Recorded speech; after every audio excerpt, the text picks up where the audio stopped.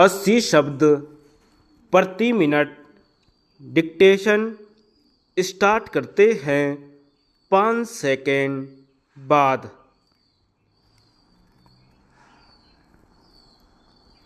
महोदय, यह मानना कि उनको रोका नहीं जा सकता गलत है।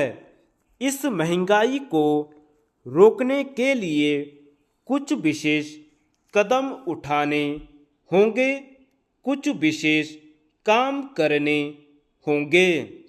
एक विशेष चीज़ जो इस बजट में आई है और जो घबराहट पैदा करने वाली है, यह है कि देश की पैदावार तो बढ़ रही है, देश का विकास तो हो रहा है, लेकिन इसके साथ ही साथ देश में बेकारी बढ़ रही है और खास तौर पर पढ़े लिखे लोगों की बेकारी बढ़ रही है। लोगों का बेकार होना खतरनाक चीज़ है।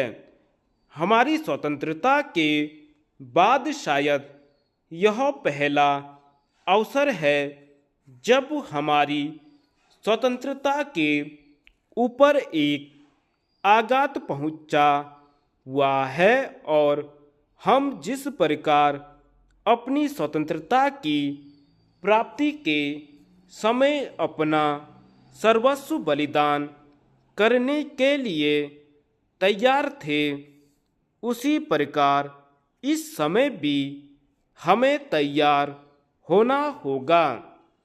माननीय प्रधानमंत्री जी के मत से मैं सर्वथा सहमत हूँ कि यह एक ऐसा अवसर है जिस अवसर पर कि इस देश की प्रतिनिधि संस्था जो यह लोकसभा है, उसे इस संबंध में अपनी स्पष्ट राय देनी है और उस राय को देने के बाद हमें उस राय के अनुसार सरकार जो भी कार्यवाही करे उसमें सरकार को पूरा सहयोग भी देना है।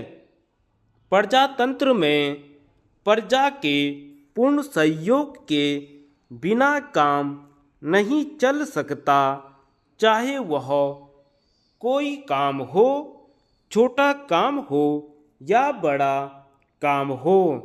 फिर यह तो हमारी स्वतंत्रता की रक्षा का प्रश्न है और ऐसे अवसर पर प्रजातंत्रवादी राष्ट्र को उसकी सारी प्रजा को सरकार के साथ सहयोग के लिए तैयार रहना चाहिए।